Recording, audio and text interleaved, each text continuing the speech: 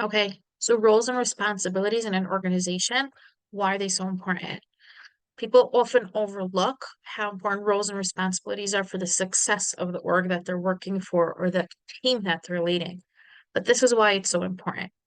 First of all, when you have clear roles and responsibilities, you can more easily measure each team member's success.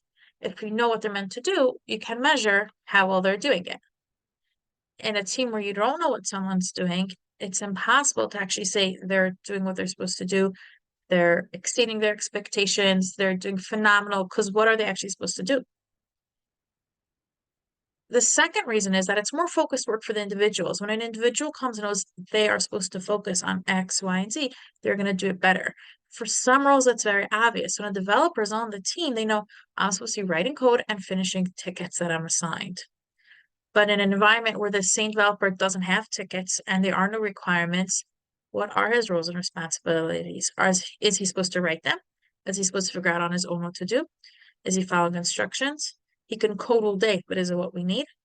So roles and responsibilities are very helpful for the individual to actually be successful and focused and feel accomplished. The third reason out of many is that tasks don't fall between the cracks. If you know that every task is assigned to someone because everyone has their roles and responsibilities, then you don't have important tasks that no one's actually doing. And that is very common in organizations. Either that or you have one person just picking up all the slack and doing everything that no one else is doing, and you don't want that to be you. So roles and responsibilities, how do you actually do that? How do you tackle this big thing? It is big, but you do it once and it's really important. So you start out by listing all the tasks that need to be done within your organization. Your organization could be a factory, it can be a small team, it could be a large team, it could be a department, it could be a school, it could be a tech department, e-commerce, it could be anything. Within your organization, you're going to list all the tasks that have to be done. You're going to find them, start out with the ones you know of, interview the people you work with, shadow the people you work with, and end up with a comprehensive list of everything that needs to be done. Ask other people to review it. They might find things that you didn't list, and you start with that list. For each item on the list, you're going to mention what skills are needed to do that task and how often and how long it's done. So, for example, for writing code, you need to be a developer, have experience in the specific languages. You might have a React developer, you might have a Python developer, and it has to be done all day, every day. For let's think of a task that's done once a week. So purchasing of a certain item at the end of every week, it has to be ordered.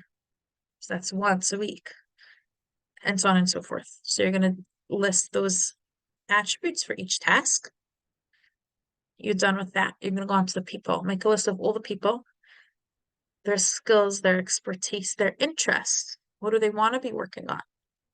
Then you have these two lists. You could simply match up the tasks to the people, make sure the time makes sense. Some of them are part-time or full-time. How many tasks should they be assigned? And add some padding because everything always takes longer than we expect.